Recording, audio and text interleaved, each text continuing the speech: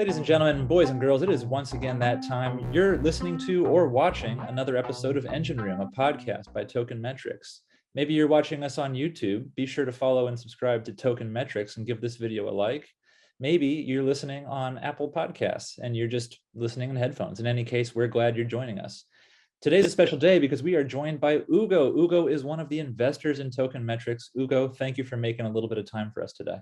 Thank you, Dylan, for having me on the show. Well, but you're not just an investor, are you? What is your proper job title, Ugo? I'm embarrassed to say I don't know. Yeah, I wear a lot of hats at Token Metrics. So I'm on the board of directors of Token Metrics. I'm also a partner for the TM Ventures Fund, and I help out with the finances as well. So I actually went to Rice University back in the day, have an MBA. So my background is primarily in finance. So I help out Token Metrics on the finance side as well when they need help. Yeah, very good. But not just Rice. You met Ian at, where was it, Georgetown University? George Washington University, actually. So Gotcha. Yeah, funny story. Freshman year in chemistry class, I think there was a chemistry test or something, and we were checking our grades, and that was the one test that I honestly, I think the teacher advertised the 3 people that did really well, and I was one of them. I don't know how it is that test. I think it was a miracle. And then Ian kind of approached me wondering, oh, hey, how did you do good on this test? He's like, I've been seeing you. You always stay in the front of the class. And Ian was always kind of in the back, just having fun in a way. But I was always in the front and just sitting down, and somehow I magically did well. So it's like, yeah, can you help me with chemistry class? And we didn't really talk chemistry. We just kind of started hanging out. We played soccer together. We went out. We're just college kids, didn't have a lot of money to our name. But something that really stuck to me, even that early on, freshman year, is Ian made a statement. Back then, I just came from Nigeria I've been in the country maybe 2 years.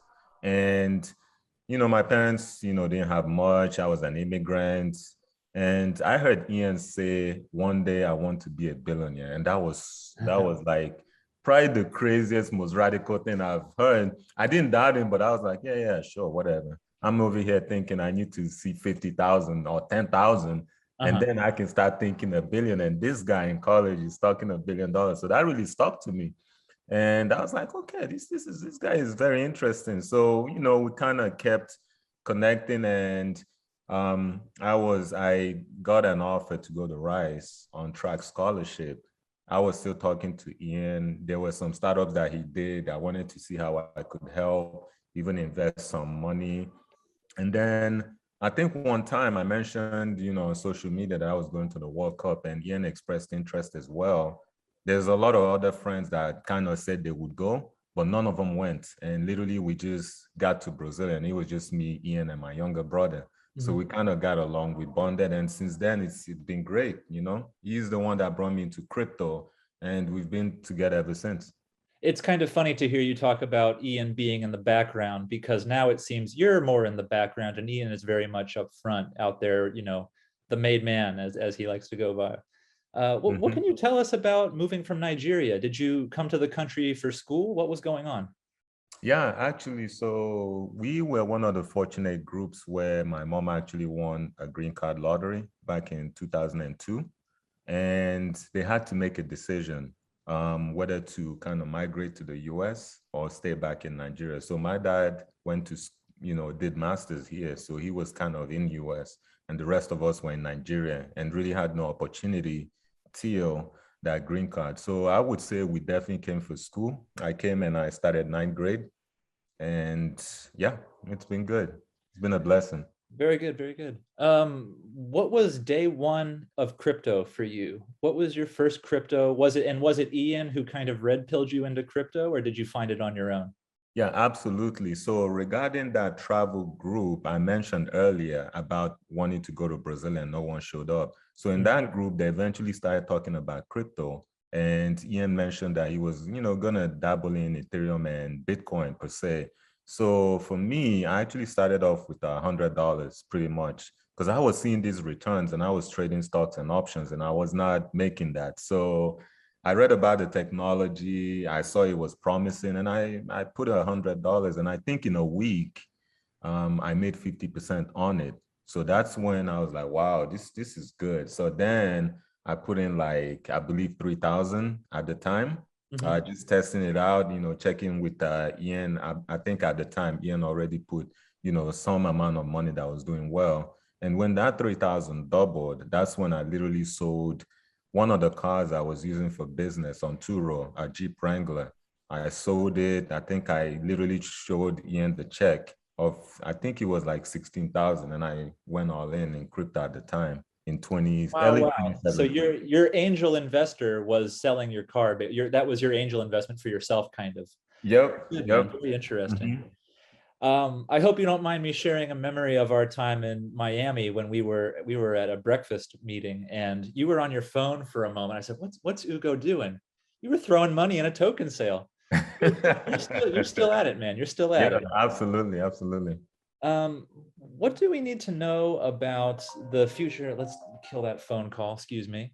What do we need to know about the future of you at Token Metrics? Obviously, Token Metrics Ventures is a big deal right now.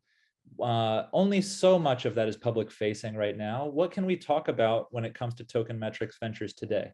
Yeah, absolutely. I would say Token Metrics Venture, not only is it a great idea, but it's really, really, really, I think it's one of the better business ventures that we've made. So we actually talked about starting a venture fund 2 years ago at the time, and we decided against it because we felt we were not experienced enough. We did not have the human capital, and we did not have the global network as well. So we made a conscientious effort to angel invest our own and kind of learn more about the system. But now when the Token Metrics, brand and company has been created and we have this massive network and also deal flow as well, it made sense to have Token Metrics Ventures. And I really think Token Metrics Venture has the potential to be one of the biggest funds in the space. I mean, we have very good leadership, we have good network, we have very good work ethic. We're willing to travel and meet these projects, willing to travel and build these relationships. We have no handicaps whatsoever. In this, we've learned a lot, from being in the space 3-4 years. So we know about the timing, we know what's hot, we know how to, I would say, mitigate our risk and all these things. So I think the fund is going to do extremely well. Extremely Very good. It's yeah, been I'm bullish exciting. way. Yeah. It's been exciting to kind of be in the passenger seat on some of these conversations because I think about these well-known legacy hedge fund guys, Ray Dalio, Paul Tudor Jones. They've kind of let it be known to the world that they're interested in crypto and they dabble. They're these serious billionaires who are just kind of casually interested in crypto. But Token Metrics Ventures is going to be a crypto native hedge fund. It's for people who see this isn't just some fun, interesting thing. This is the thing. So yeah, I guess we can kind of tease that there's a lot more news to come on Token Metrics Ventures in the future. Absolutely. Very excited. Ugo, what do we need to know about how you use the Token Metrics platform today? Do you use it to invest these days? Yeah, absolutely. So what I do with the platform is I actually go and I check what the AI recommends in terms of the grading. And once I see the ones that are trending or have high scores, I then kind of go research the team and use the fundamental analysis template that we've created at Token Metrics, which is kind of looking at the team, the token economics, as well as the idea, the community, all those things. And when I see the grade being high and then it kind of scoring well on the fundamental sheet, I kind of, I typically invest in the company, especially after, I check with Srini or one of our code guys and he has a good code. Because one lesson that we've learned over the years is a project might look good, feel good, but if there's no good code, then there's a chance that these guys are not really building and it's just a hype. So once I make sure that the grade is good, the fundamental checks out, and then, the code review is decent, I'm all in on the project. I invest, and I always invest what I'm willing to lose because you never know. I never go all in on my portfolio. I kind of do portfolio sizing a little bit. I don't put anything more than 2% on any investment as well, except when the investment is, there's a huge price discrepancy and it's way undervalued. Like I think Solana at $14 was severely undervalued. And I did put in significant amount of money at that point. But yeah, that I would say that's an exception. Got you. Do you care to share your proudest investment other than investing in Token Metrics? Do you have a favorite crypto that you've invested in? Yeah, from a dollar amount standpoint, I would have to go with, this is a tough one, but I would say for this year, it would have to be Solana. I mean, Solana and HNT, Helium. Yeah, it's been an NFT summer, and yeah, absolutely. Anybody following crypto has just seen Solana go higher and higher and higher lately. Yeah. So good for you. Good for you, Ugo. And I want to elaborate on that. I wouldn't just say two of them because I have a few honorable mention. I really like the Alien Protocol, TLM, which I got into on the private sale, and then Luna. Luna was one that I found very, very early on when it was under $1. And how I found Luna was I was actually in a group that talks about crypto, and they recommended, a coin. And I went and I did research on the coin and I didn't like it. So I decided, because I don't think it's wise to always blindly follow what the influencers say. I think you should also do your own due diligence. So once I saw that coin, I was like, I don't really like it. But then I ran into Luna and I was like, why is no one talking about this? This looks cool. Let me put in a little bit of money.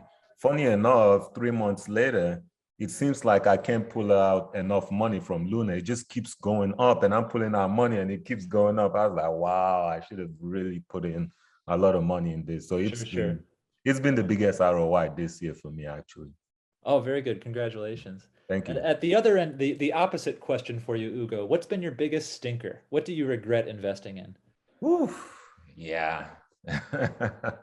Yeah, that one, I would have to go with blockchain cuties. It was a poker starter project, launched and seemed like it had a lot of promise. I was thinking CryptoKitties, it's gonna blow up, but it never really materialized. Went up to X on the launch and then just kind of went below ICO price and never really came back, I would say. So that definitely was a stinker. Thank you for sharing that. Yeah. Absolutely. Guys, give this video a like, subscribe to Token Metrics on YouTube, subscribe to Engine Room, the audio podcast in Apple Podcasts or your preferred podcasting platform. We're talking with Ugo, a guy who wears many hats at Token Metrics today. Ugo, do you have any parting thoughts before we wrap this thing up? Yeah, absolutely, guys. Tokenmetrics, I love Tokenmetrics. I've known Ian for a long time. He's a great leader, very selfless, wants to help everyone improve. I can attest, from having known him over 10 plus years. Tokenmetrics is a great brand. It's a great company. And yeah, stick with us, man. We're doing great things and we're willing to take everyone along the ride. We want everyone to, to the moon and beyond. To the moon and beyond. Yeah, very good. Thank you for your time, Ugo. Proud to call you a colleague. Thank you, Dylan. Have a good one, man.